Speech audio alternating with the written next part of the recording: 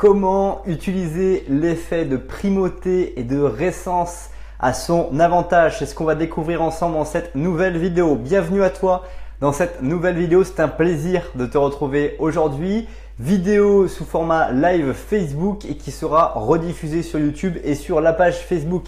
Alors pourquoi avoir choisi aujourd'hui le thème de cette vidéo sur cet effet de primauté et de récence? Simplement parce que j'ai lu un livre et je suis en train de lire un livre absolument extraordinaire qui s'appelle Les outils de géants de Tim Ferriss. Et à l'intérieur de ce livre, il explique qu'il a écrit ce livre de cette façon en utilisant ces effets-là. L'effet dont j'ai parlé récemment, von Restorff, et puis l'effet de primauté et de récence. Et je me suis dit, mais qu'est-ce que c'est que ces effets? Comment je peux en tirer l'avantage? Et surtout, comment on essaye de travailler avec moi pour la lecture de ce livre? Et c'est tout ce que je vais partager avec toi dans cette vidéo. Alors, comment déjà, c'est deux caractéristiques bien distinctes en fait, l'effet de primauté et l'effet de récence. Il y a l'effet de primauté d'un côté et l'effet de récence de l'autre. C'est deux effets complètement différents mais qui sont complètement interdépendants et qui vont permettre de bien fonctionner et de bien marquer finalement des informations. Comment c'était en fait illustré, comment c'était découvert cet effet? C'est en 1965.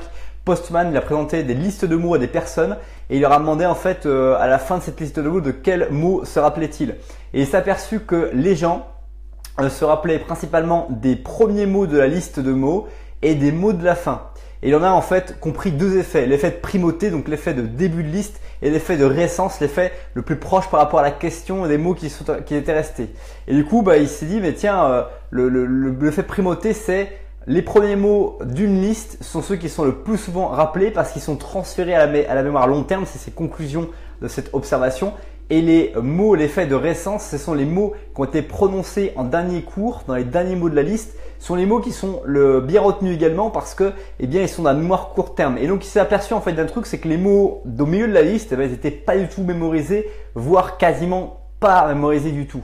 Et en fait, c'est un principe un peu pervers qui est présenté là-dedans, c'est que quand tu prends des mots à quelqu'un, il te rend compte en fait qu'il va pas mémoriser tout et il va mémoriser qu'une partie, que le début et que la fin. Donc ça t'amène à une logique hyper intéressante et c'est ce que je voulais partager avec toi très rapidement ce soir dans cette vidéo.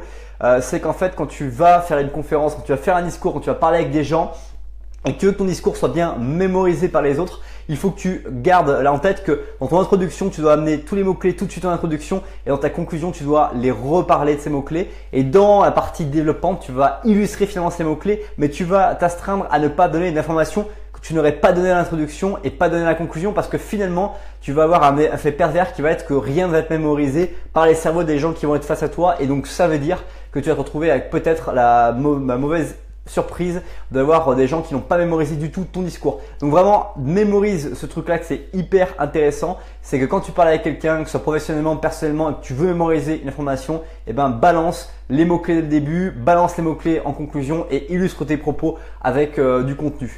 Donc voilà, dans cette vidéo, pour vraiment continuer à utiliser l'effet de primauté et de récence, même dans cette vidéo, je te rappelle qu'on a parlé de qu'est-ce qu'était l'effet de primauté et quel était l'effet de récence, comment tu peux l'utiliser dans ta vie de façon très simple pour pouvoir mémoriser et faire mémoriser les autres. D'ailleurs, tu peux aussi mémoriser beaucoup plus toi en ayant lire les choses qui t'intéressent en premier lieu. Quand tu prends un livre, d'aller lire les mots que tu découvres tout de suite et quand tu vas finir de lire, tu vas aller lire aussi les mots qui t'intéressent le plus ou les relire ceux qui t'intéressent. Bref, tu vas essayer je pense que tu as compris comment fallait utiliser ce truc-là. Juste avant que cette vidéo se termine, je t'invite à découvrir dans la description qui je suis, pourquoi je fais ces vidéos et comment j'en suis arrivé devant toi. N'hésite pas à écraser le petit pouce bleu ou à partager cette vidéo avec les gens autour de toi. Laisse un petit commentaire sur ce que tu as découvert à travers cette vidéo. Et moi, je te dis à bientôt pour une prochaine vidéo, toujours dans laquelle j'essaie de te fournir des nouvelles choses pour que tu puisses les appliquer dans ta vie très facilement. À bientôt, passe une bonne suite de journée. Ciao, bye.